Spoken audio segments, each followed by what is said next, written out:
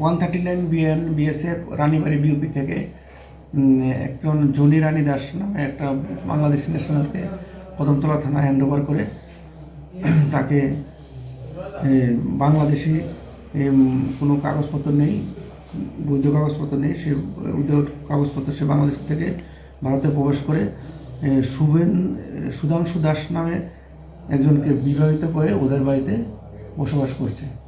তো এই ব্যাপারে আমরা একটা মামলা নিয়েছি, তাকে কোর্টে ফরওয়ার্ড করবো আজকে। সুধাংশু দাসের বাড়িতে বজেন্দ্রনগর ওয়ার্ড নাম্বার 5।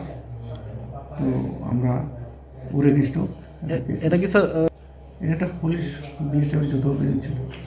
জিজ্ঞাসাতে বলেছে যে উনি নাকি বাংলাদেশ থেকে এসছে গত 1 সপ্তাহ আগে। তো এখানে ওই সুধাংশু দাসের বাড়িতে বসবাস করছিল। সুধাংশু দাসের নামে সুধাংশু দাসের সাথে বিয়ে পেয়েছিল, ওটা ফরওয়ার্ড করা হবে। এখানে একজন লোক আছে যে সাহায্য করলে, তার নাম সুশীল দাস, বজেন্দ্রনগর। সবার বিরুদ্ধে আমরা মামলা নিয়েছি, সবার বিরুদ্ধে আমরা তদন্ত করছি।